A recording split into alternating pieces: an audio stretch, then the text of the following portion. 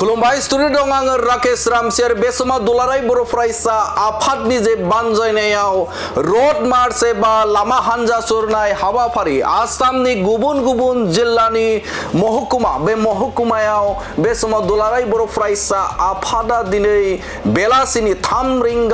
रिंगा जानाय लोगो लोगोनो बे समाव रड मार्च एबा लामा हान्जा सुरनाय हाबाफारि लादों आरो बे समाव दुलाराय बर' फरायसा आफादनि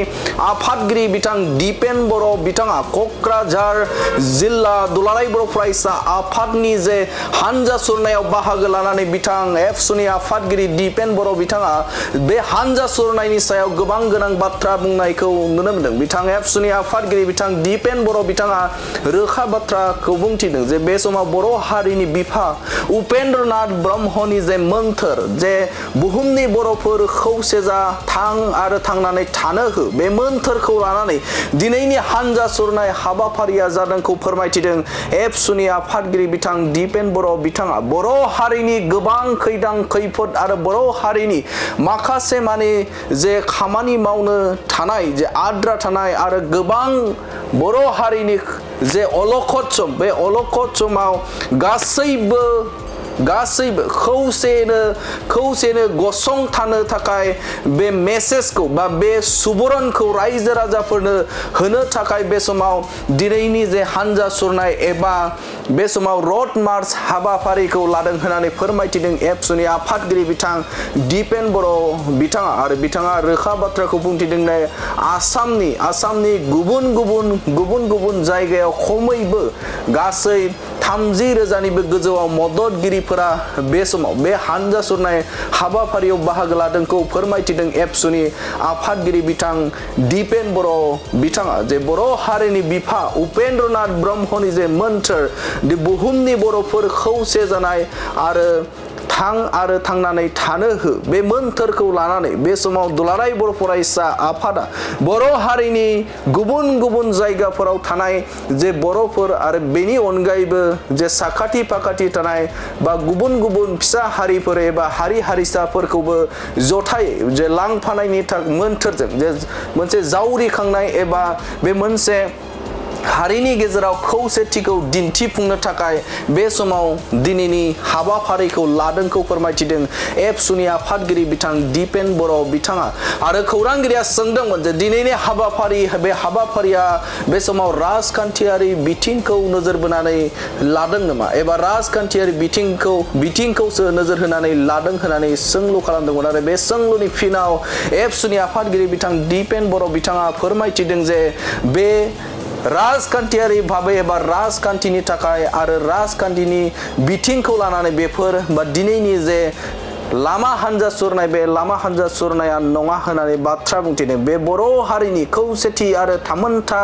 रैखाथिनि थाखाय बुहुमनि बर'फोरखौ जे फोजाखांनायनि थाखाय दिनैनि हाबाफारिखौ लादोंखौ फोरमायथिदों एबसुनि आफादगिरि बिथां दिपेन बर'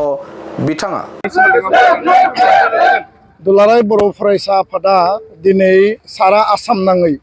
जोंनि महकुमा आरो जोंनि जिल्ला लेभेलाव रड मार्च लामा हान्जा सुरनाय हाबाफारि लादों। मोनथाम गुबै उद्देश्य बे आयदाखौ लानानै जोङो रड मार्च खालामदों। बे बड'फानि जि गेरेमसा माहारि दानाय मास्टार रेस दानाय आरो बे मास्टार रेसखौ जोङो आल्टिमेट लेभेलसिम मोनफुंहैनांगौनि थाखाय दुलाराय बर' फरायसा आफादा जोंनि सोलोंथाइ जोंनि रांखान्थि जोंनि सामाजिक बेबस्था आरो जोंनि राजखान्थियारि आरो गणतान्त्रिक संबिजिदारि अधिकारनि थाखाय जों खामानि मावबोदों। गोलाव समाव एबसुआ स्ट्रागोल खालामबाय, सोमावसारबाय, रिभलिउसन खालामबाय। दिनै मोनसे सान्थि आरो गोजोननि परिबेसाव दुलाराय बर' माहारिखौ बड'फाया जि बुंदोंमोन बड'स अफ द वर्ल्ड इउनाइट बुहुमनि बर'फ्रा खौसे जानांगौ आरो थांनानै थानो लिभ आरो लेट लिभ जों गावबो थांना थानो हास्थायो, जौगानो हास्थायो आरो जोंनि ओनसोलाव गोग्लैसोनाय फिसा हारि हारिसाफोरखौबो जों लाफानानै जौगानायनि थाखाय जों जेब्लाबो खामानि मावबोदों आरो बड'फाया बे आदर्शखौनो लानानै बुंदोंमोन। दा बेखायनो दुलाराय बर' फरायसा आफादनि जि आफादारि जि बिथिं जोंनि जि संगठन आरो जोंनि जि मावथिफोर 1967 मायथाइनिफ्राय दिनैसिमनि जेसेबां जोंनि मावथि दैदेनगिरिफोर दङ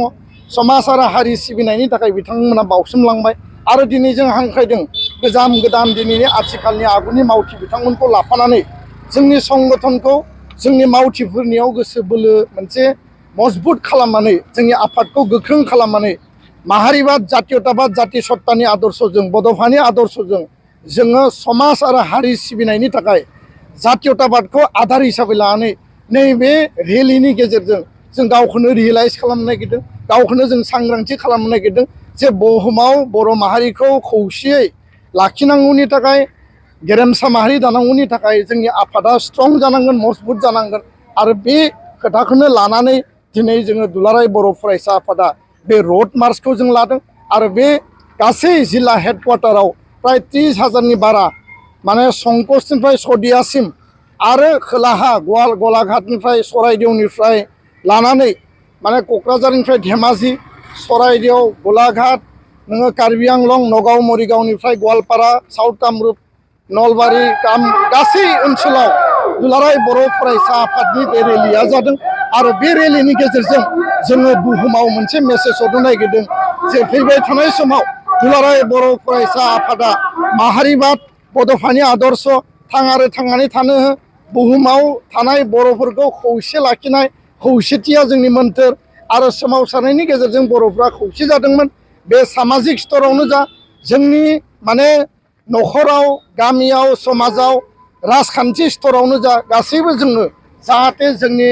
अधिकार जोंनि मोन्थाय जोंनि थामोन्था रैखाथिनि थाखाय जों खौसेयै जेब्लायबो हारिनि मालाबा अलखद फैयोब्ला हारियाव मालाबा खैफोद फैयोब्ला हारियाव मालाबा क्राइसिस फैयोब्ला जों ज'यै जाहाथे गसंनानै खोथा बाथ्रा बुंनानै जोङो सावरायलायनानै जाति आरो जातीय बाथ्राबादखौ लानानै जातिनि सार्थाव जों हाबा मावलांनो हायो बे रेलियाव जिखिनि जोंनि मावथि बिबानगिरिफ्रा बाहागो लादों बयबो दिनै मोनसे गोख्रों थांखि लानानै जों बयबो बाहागो लादों आरो फैबाय थानाय समाव हारि सिबिनाय हारिनि थाखाय बावसोमनाय बे जोंनि आदर्श हिसाबै बेयो मावफुंजागोन आं बेखिनि खोथाखौ गोख्रोङै आरो स्पष्टयै बुंबाय बे हाबाफारि राजखान्थि बा गुबुन मोनसे हारिनि सुबुंफ्रा बर'फोरनि सानथौ खोमोरनो नाजादों नामा बे जेब्लायबो हाबा मावबाय थानायाव जोंनो गोसोआव माखासे बोलो नांगौ जायो मेन्टेलि साइक'लजिकेलि फिजिकेलि जोंनो माखासे मटिभेसन नांगौ जायो आरो बेखायनो बड'फाया जोंनि आदर्श बड'फाया बुंलांनाय बाणीफोरा जोंनि मोनफ्रोमबो बिथिङाव जोबोद माने बेसेन गोसा आरो बेखायनो बिथांनि जि मिशन भिजन बिथांनि जि खोथा बुंलांनाय बेजों हारि दानांगौ बेजों खौसे लामा हान्थिनांगौ आरो बेजों थांनानै थानो बे बाणीखौ लानानै आवगायनांगौआव जोङो नर्मेल हाबा मावबाय थानायाव मालाबा बेफोर खोथा बाथ्राफोरखौ जों बावगारलाङो बेखायनो जोङो नैबे हाबाफारिजों मोनसे एक्सन मुडआव जाहाथे जों गोसोखांफिननानै रियेलाइज खालामनानै उपलब्धि खालामनानै लामाखौ गोथोङै जों हान्थिलांफिननो हायो आरो खौसेथिया बड'फानि आधारमोन आं दहायनो बुंदों सामाजिक स्तराव राजखान्थियारि स्तराव जों खौसेयै लामा हान्थिनो हायोब्ला जोङो 93आव एकर्ड मोनबाय 2003आव एकर्ड मोनबाय 2020आव एकर्ड मोनबाय बे एकर्डनि मोनसे दलिलखौ आल्टिमेट लेभेलाव जोङो जुदि मोनफुंनांगौबा जोंनि अधिकारखौ जोङो जुदि लानानै जि सेल्फ डिटारमिनेसननि गाव खुंथायनि आत्मनियन्त्रणनि जि मोनसे जोंनि आन्दलनमोन बे आन्दलनाव जिखिनि मोनबाय जि फिथाइ बे फिथाइखौ मोगथाङाव जाफुंहोनानै जों आवगायलांनांगौब्ला खौसेथिया गोनांथार आरो खौसेथिखौ लानानै बड'फाया स्ल'गान होदोंमोन दिनै जोङो बेखौनो हारियाव समाजाव गोसोखांफिनहोनो थाखाय जोङो बे रेलिनि गेजेरजों जों फोसावदों बे हाबाफारिया बिसायख'थिजों जेबो लोब्बा गैया आरो बेयाव पलिटिक्स आरो पलिटिकेल सिनारिय'जों बे हाबाफारिजों जेबो लोब्बा गैया दुलाराय बर' फरायसा आफादखौ आफाद हिसाबै गोख्रों खालामनानै समाज आरो हारिनि खामानि मावनाय आरो बड'फानि मोनथाम बाथ्रा बड' सदा अल इउनाइट लिभ एन्ड लेट लिभ आरो बर' हारिखौ गेरेमसा माहारि दानाय बे एजेन्डाजों बे हाबाफारिखौ लादों बेखिनि बाथ्राखौनो आं फोरमायबाय गोजोन्थों एबसुनि बारग' दैदेनगिरि बिबानगिरि आथिखालनि दैदेनगिरि बिबानगिरि गुबुन बर'नि माहारियारि आफाद बयबो बे हाबाफारियाव बाहागो लादों आरो बे मोनसे स्ट्रं मेसेज बुहुमाव थांगोन भारताव थांगोन सा सानजा भारत आसाम बिटिआर बर' कसारि काउन्सिल गासैयावबो दिनै दुलाराय बर' फरायसा आफादनि मोनथाम बड'फानि होलांनाय बाणीया न'खर सहैगोन होननानै आंहा फोथायनाय दं आं बे बाथ्राखौ फोरमायबाय गोजोन्थों